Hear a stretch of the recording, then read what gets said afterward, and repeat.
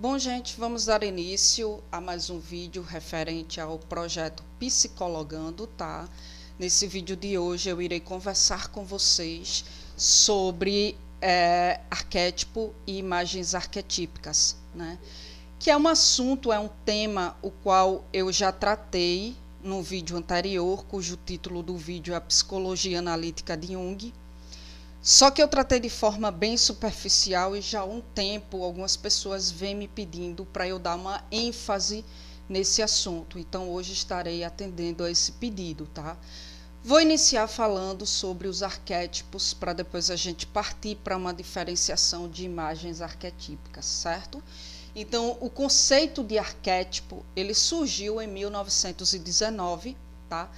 Com o suíço Jung, que como sabemos, ele é discípulo de Freud. Então esse surgimento se deu em Londres, no simpósio intitulado Instinto e Inconsciente, e o termo arquétipo já era conhecido na filosofia, certo? E suas origens poderiam remontar até Platão.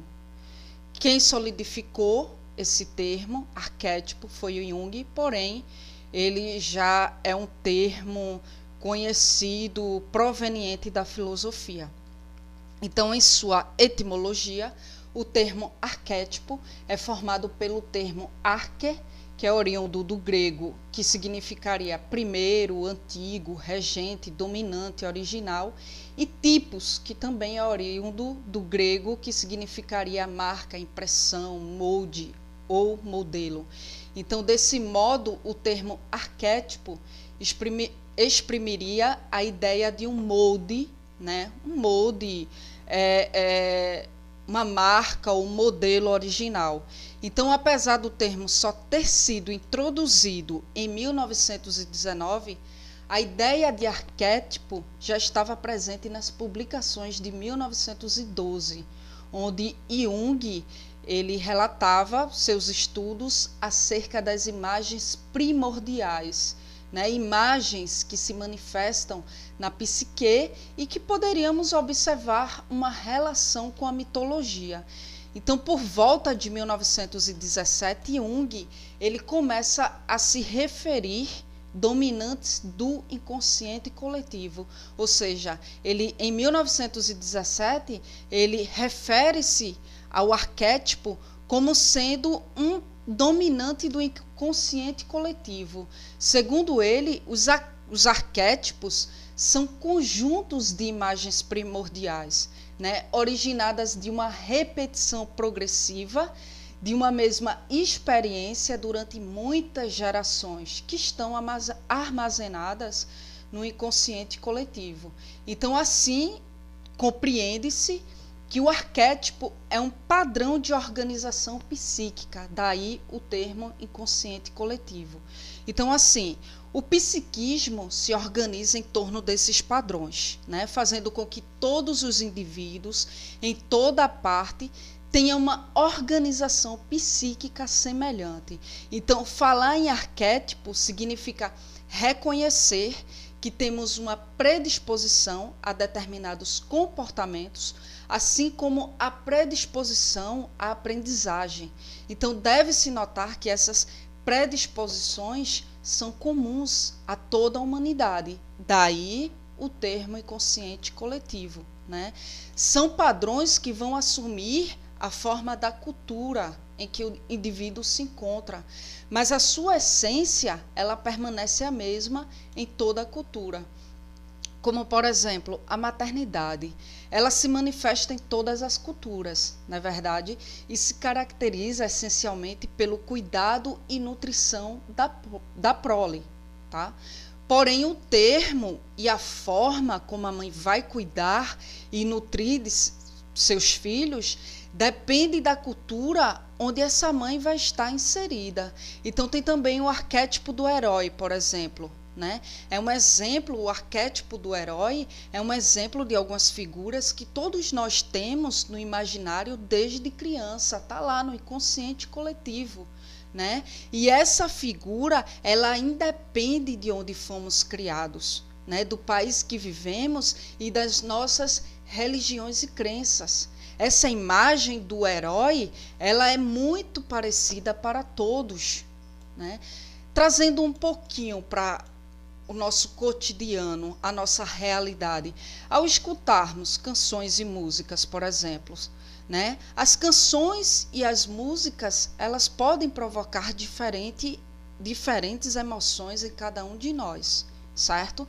Porém, esse ato, ele é do inconsciente coletivo. Todo mundo, independente de cultura, de país, de religião, todo mundo, ao escutar uma música, se comove. Todo mundo tem uma música a qual se identifica, né? E quando escuta, se comove. Então podemos chorar, podemos rir, podemos nos entristecer, sentir saudade, nos alegrar, né? E comover-se mesmo ao som de uma música. Então há tantas diversas emoções que eu não posso descrever todas, né, aqui. Mas, independente de onde nos encontramos geograficamente e do contexto histórico em que estamos inseridos, o ser humano, ele é tocado pela música. Então, é um comportamento universal. Podemos dizer que isso é um ato de reagir psicologicamente à música. E esse ato é um arquetípico. É um ato arquetípico, né? E o é porque é comum e reconhecemos como tal, tá? Os arquétipos são padrões, ou melhor, estilos de comportamento e imagens universais, existentes desde os tempos mais remotos, comuns a todos nós, seres humanos, e se repetem em toda a experiência humana. Então, segundo Jung, nunca vivenciamos o arquétipo em si, né? O arquétipo, ele é sem conteúdo. O que dá conteúdo são as imagens. O que vivenciamos são as imagens arquetípicas, né? E Jung diz que os arquétipos não têm representações próprias, né? A não ser através dos mitos, sonhos e visões. Ou seja, as suas representações são dadas a partir de imagens arquetípicas. Eis aí a diferenciação, né? Uma coisa é eu ter essa ideia de que a música toca. A música toca. E essa ideia de que a música toca quando eu escuto é um ato arquetípico, porque é um ato universal. Mas a forma como eu reajo ao toque da música é a imagem arquetípica. A forma como eu vivencio o ato é a imagem arquetípica. É a representação do arquetipo. É a representação do arquetipo, né? Então, é preciso dar-nos conta de que aquilo que entendemos por arquétipos é em si irrepresentável, né? Mas ele não tem uma representação em si, mas ele produz efeitos que tornam possíveis certas visualizações. E isso é que são as imagens arquetípicas, né? Então, mesmo os arquétipos sendo universais e nossas vivências parecidas, como a de todos os outros seres humanos, né? Cada vivência ela é única. Então, cada forma que cada ser humano vai vivenciar é única, é subjetiva. Cada ser humano vivencia a manifestação arquetípica de acordo com suas disposições individuais, como uma maneira particular do que é universal. Então, afirma Jung que os arquétipos são os elementos inabaláveis do inconsciente, né? Mas mudam constantemente de forma, né? Mas a sua essência permanece. A imagem ordenada pelo arquétipo, ela é percebida pela consciência e volta sempre a aparecer como variante subjetiva na vida de cada indivíduo. Então, cada um de nós, portanto, é tocado pela música à sua maneira, seja porque choramos, seja porque rimos ou sentimos saudade, independente das preferências de estilos musicais ou de autores, nos manifestamos de forma diferente, né? Então, hoje, os arquétipos, eles podem ser encontrados nos filmes, na publicidade e em quase tudo que está ao nosso redor, tá? Até mesmo quando consumimos produtos e serviços, somos influenciados pelos arquétipos. Uma cerveja, por exemplo, além de matar a sede, também pode satisfazer a necessidade de pertencer a um grupo, né? Já que para muitas das pessoas, o simples fato de sair para beber cerveja significa estar com os amigos, estar com familiares, estar com colegas de trabalho.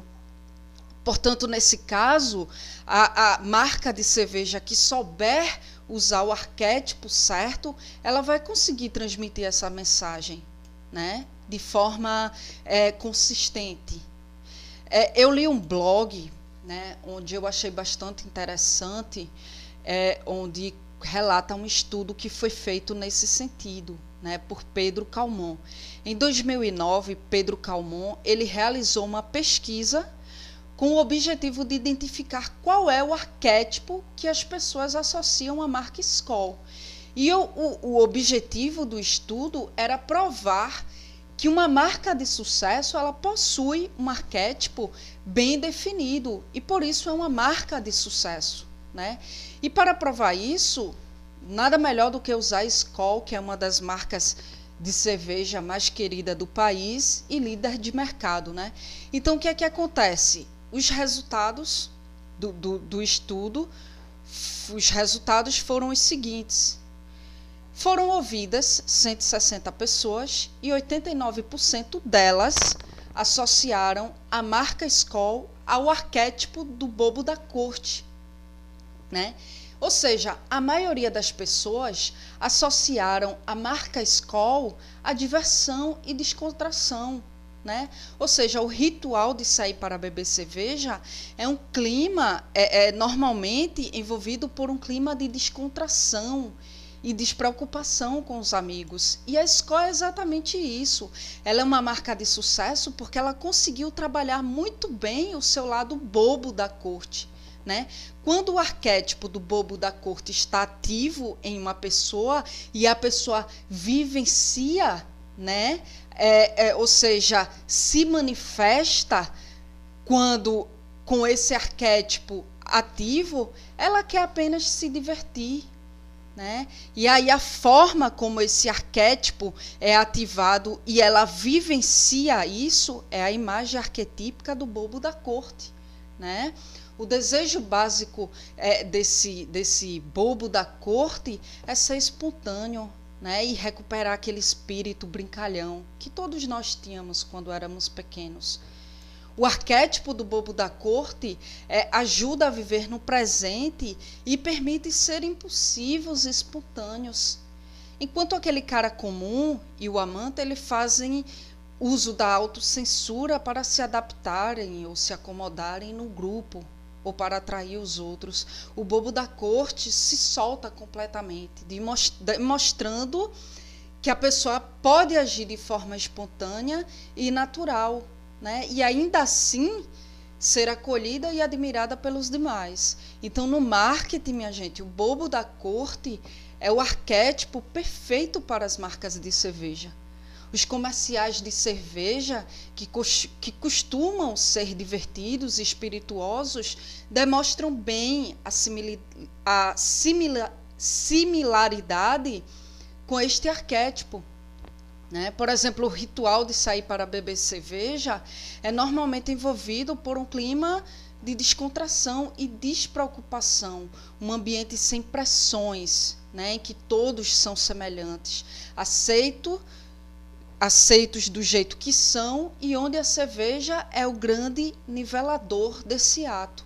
Este é o ambiente ideal para o bobo da corte e, portanto, ele é o arquétipo da categoria de cervejas. Então, gente, espero que os exemplos aqui expostos tenham sido bastante claros para que vocês possam entender os arquétipos e a imagem arquetípica.